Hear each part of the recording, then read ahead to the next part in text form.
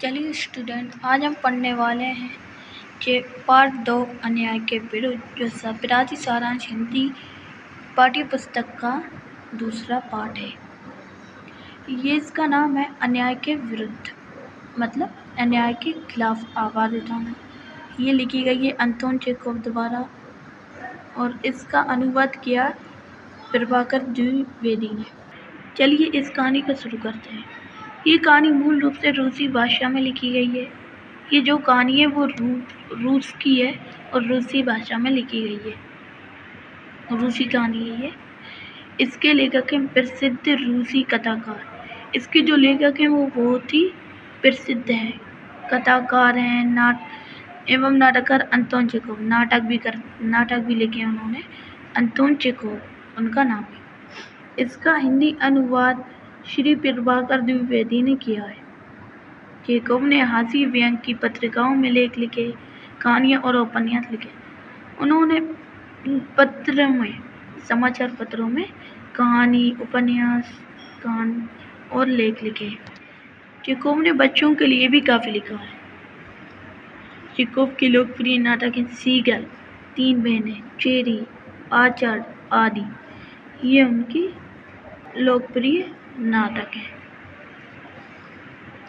इस कहानी में चेखोव ने ये संदेश देने का प्रयास किया है। देखते हैं क्या किया भाई, कि किसी भी अन्याय को सहना नहीं चाहिए। जो भी तुम्हारे साथ अन्याय हो रहा है उससे मत सहो। अपने अस्तित्व को बनाए रखने के लिए इस कठोर एवं हृदयहीन, निर्मम कठोर एक ही बात है। हृदयहीन मतलब जो दया ना करता हो। निर्मम संसार से संघर्ष करना होगा, यानी लड़ना होगा। इस संसार में दब्बू, भीरू और कायल लोगों के लिए जगह नहीं है। चलिए अब शुरू करते हैं। कुछ दिन पहले की बात है।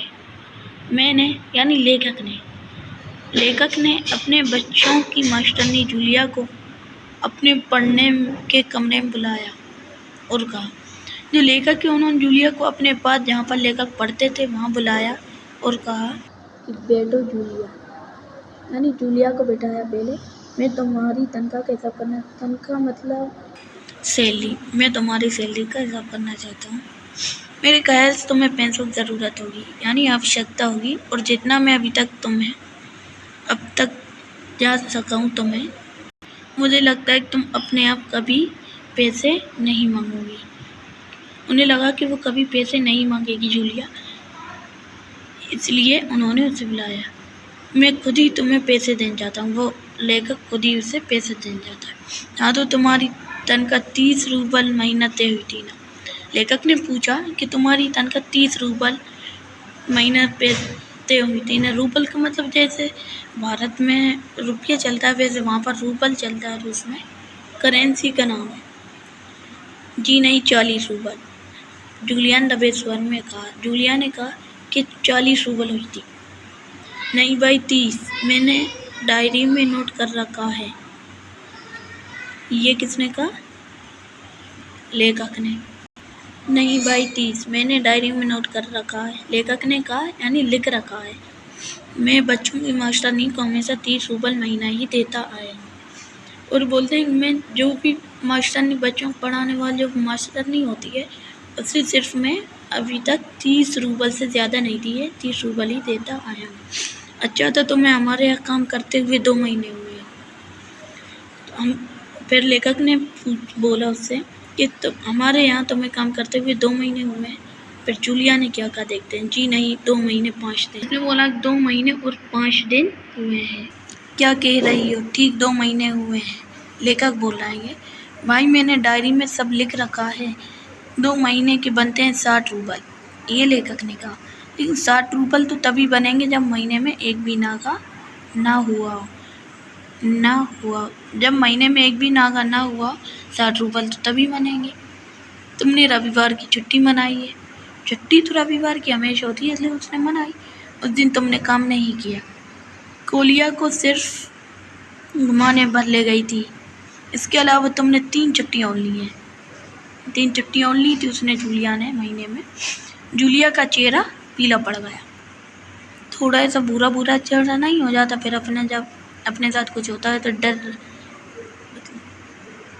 वे बार बार अपनी ड्रेस की सिकुड़ने दूर करने लगी, ड्रेस को सही करने लगी, बोली एक शब्द नहीं, एक शब्द भी वो बोली नहीं।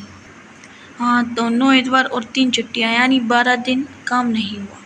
लेखक ने कहा है कि 9 इतवार और 3 छुट्टियाँ, 12 दिन काम नहीं हुआ, मतलब ये है कि तुम्हारे 12 रूबल कट गए।